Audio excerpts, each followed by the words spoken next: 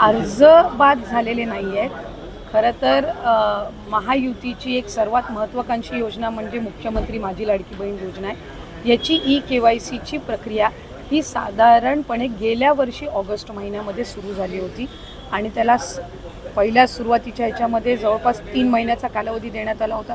मग वाढवून आणखीन 2 महिने दिला, आणखीन 2 महिने त्याच्यामध्ये वाढ झाली आणि असा 8-10 महिन्यांचा कालावधी हा KYCसाठी दिला होता. आणि ही KYC प्रक्रिया ही फक्त ह्या लाडकी बहीण योजनेमध्ये नाही आहे, तर ज्या ज्या राज्याच्या डायरेक्ट बँक ट्रान्सफरच्या योजना आहेत म्हणजे DBTच्या योजना आहेत, ह्या सगळ्यांमध्ये KYC प्रक्रिया केली जात असते. आणि हा जो 80 लाखाचा आकडा आहे हा फक्त KYCचा नाही. यात KYCचे काही महिला असतील ज्यांनी KYC केलेली नसेल इतक्या मुदतीत सुद्धा तेही आहेत. काही आम्हाला गेल्या 10-10.5 महिन्यापासून आम्ही एक IT विभागाचं म्हणजे इन्कम टॅक्सचा आम्ही जो आकडा ज्यांचं उत्पन्न 2.5 लाखापेक्षा जास्ती आहे हा डेटा जो आहे हा आम्ही त्या ठिकाणी मागवलेला होता. त्याला साधारणपणे 10-11 महिन्याचा कालावधी गेला.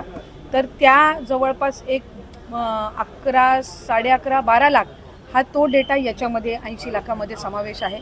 याच्यात 4.5 पावणे 5 लाख अशा महिला आहेत ज्या 65 वयोगटाच्या पुढे गेलेल्या आहेत, जे वयाचं निकष आहे तर त्यामध्ये असतील. त्याच्यानंतर याच्यात सरकारी कर्मचारी ज्यांनी लाभ घेतला होता ते काही हजारांमध्ये होते, 14-14.5 हजार असतील. त्यांच्याकडून वसुली जी आहे ही गेल्या 8 महिन्यापासूनच सुरू आहे, त्याच्यामुळे ते याच्यामध्ये आहेत. तर अशा पद्धतीनं काही नमो शेतकरीचे आहेत जे नमो शेतकरीचाही लाभ घेत होते, याचाही घेत होते. तर अशा पद्धतीनं ते साधारणपणे हा आकडा आहे.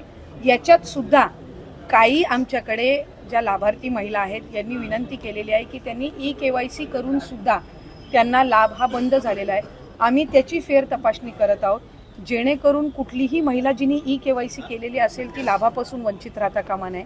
त्याच्यामुळे राज्याचे मुख्यमंत्री देवेंद्र फडणवीस साहेब, एकनाथजी शिंदे साहेब, आदरणीय सुनेत्रा काकी असतील, मंत्रिमंडळ असेल, यांच्या याच्यानी आपण ती ज्यांनी KYC केलेली आहे पण त्यांचा कदाचित काही कारणास्तव टेक्निकल अडचणीमुळे लाभ बंद झाला असेल ती आम्ही करतोय.